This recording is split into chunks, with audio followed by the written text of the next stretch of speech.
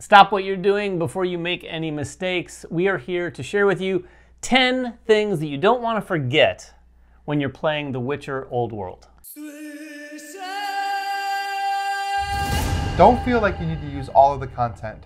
There is so much content in this game. If you backed at the all-in level, you have so many different expansions and so many different modules. But we're going to tell you, the base game already does have a lot of content. You don't want to get overwhelmed, so it's a pretty good idea to get your feet wet with just the base box. Yeah, speaking of getting your feet wet, don't jump into the deep end is what we're trying to say. Now, with that said, there are some things that you could probably mix in if you want, if you're brave, but don't feel like you have to do that, because I'll tell you, you're going to play the base game, and if you haven't played the game, you're probably going to like it enough to want to play it again real soon, and then you can add a little bit more and a little more after that.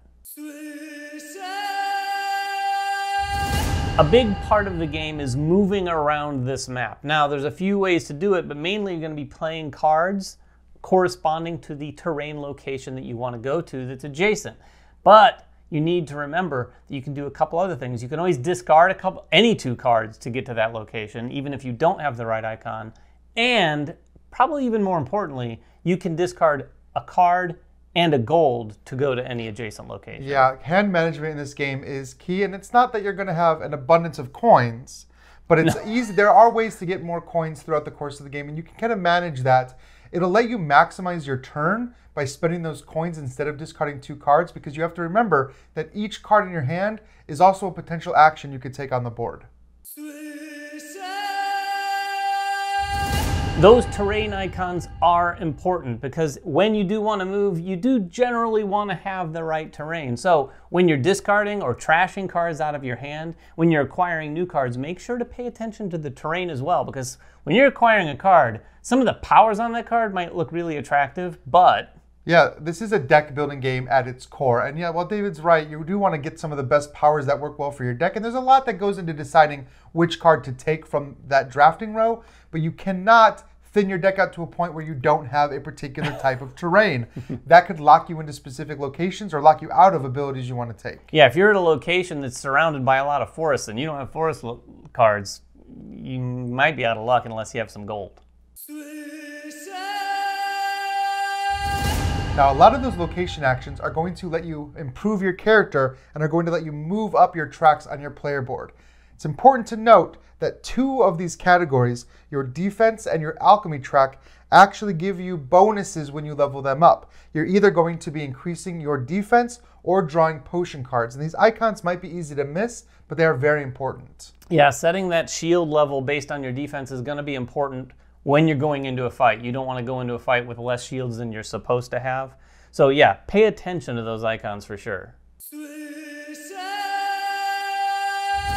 Now, along that same vein, it might be tempting to just increase your combat level early because this is a game about hunting monsters. Yeah. But I'll tell you, out of all of the benefits you get as you level up, combat might be one of the weakest ones early in the game. Yeah, when you're leveling that up, it's effectively going to let you draw more cards in the midst of a fight. Now, that's important, yes, but there are many cards that you can be playing that also let you draw extra cards. So if you have those kind of cards in your deck, you may not need to go up the combat track as much as you might want to, say, defense. Right, this might be just a tip. It might not be a hard, fast rule, but that defense category and the alchemy category, which let you draw potions, are very strong. And don't forget that every Witcher has a special ability, and that special ability can be leveled up as well. I would choose any of those, honestly, over combat early in the game. Yeah.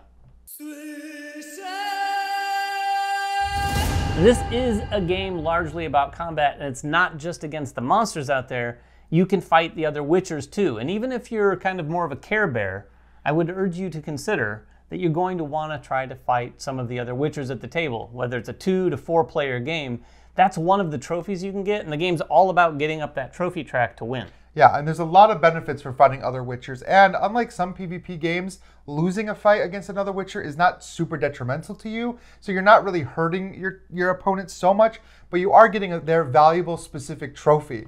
And being able to know which Witchers that you're at your table and what their trophies are allows you to kind of choose which Witcher you want to fight in order to get that specific trophy.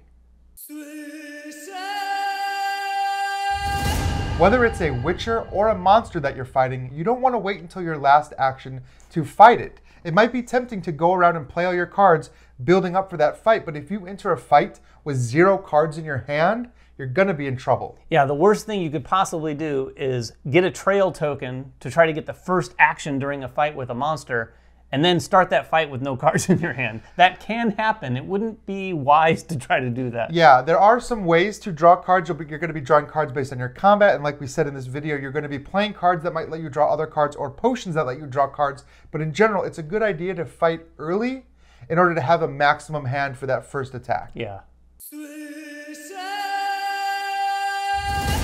Deck building is a big part of this game. Now, we've talked about some of the things you want to consider there, but one thing you want to keep in mind is early in the game, I think a lot of players have the tendency of like looking at the cards that are cheap, because the cards in your hand are what you have to spend to acquire those cards.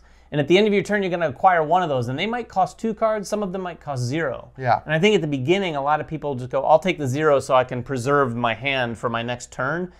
That could be strategically what you want to do, but it might also be important to take one of those 2-cost cards because they're very powerful. Yeah, some of those cards are incredibly powerful, and especially if there's cards that are fitting with the synergy that you're building within your deck, you want to jump on those. And it doesn't matter if you're only going to take maybe 1 or even 2 actions on the next turn because you have so few cards. You're going to be cycling through your deck a lot. So these expensive cards that you buy early, you're going to see them in maybe every single combat you play through. Now, there are other ways to earn trophies besides just fighting. You can meditate to get trophies, and what this requires is for you to level up one of your 4 stats all the way to the top, and then take a special meditation action to gain one of these special meditation trophies. Now, these do count towards the 4 trophies you need to win, but there's a caveat there. Yeah, it can't be the last trophy that you get. So if you've gotten all but your last trophy, meditation, while it will get you the trophy, you don't move up the trophy track, and you cannot then win the game. And the first person to get 4 trophies wins. So you just want to keep that in mind. I've made the same mistake in one of my games. Try to get one of those stats up mid to 3/4 of the way through the game so you can meditate, and then a fight has to be that last trophy. Right, you always have to get your last trophy from a monster or another Witcher, but meditating is a great way. You can meditate a couple times to get trophies throughout the course of the game. One of the coolest little things in this game is the idea that you can trail a monster to improve your chances during the fight. Now, it is somewhat of a multi-step process to get that trail token, but I'm here to tell you, don't be afraid of fighting a monster without getting that trail token. Yeah, I think it's tempting to go through those steps. It involves going to a specific location on the map, getting a specific trail, going to another specific location, and that can be very beneficial. It lets you take the first move in combat, which can be a huge advantage. However, it can take multiple turns. Meanwhile, other players might be going around fighting the monsters and scoring those trophy points while you're still worrying about trying to get that one specific trail. Yeah, and the big thing you don't want to happen is to get that trail token, which like we said is a couple steps, and then for another player to go in without the trail token, defeat that monster, because when that happens, the trail tokens associated with that monster all get discarded, so that effort that you put in is all for naught. That being said, if you do see another player that has taken a trail token, don't forget that this is a race game. It's a competitive race game. If they have that trail token, you know that they have an advantage going into the combat. It might be worth it for you to just try your luck and see if you can beat that monster first, just to take away their potential advantage. Yeah, remember, this is a vicious game. It's a race game. You want to do what you can to progress, but you also want to do things to keep the other players from progressing. Right. And those are 10 of the things that we think you should remember, or mistakes that you don't want to make for playing The Witcher Old World. If you have any questions at all, please make them in the comments below. We'll get down there and talk to you about this till our heart's content. Until next time, make sure everyone has fun at the table, and we'll see you then.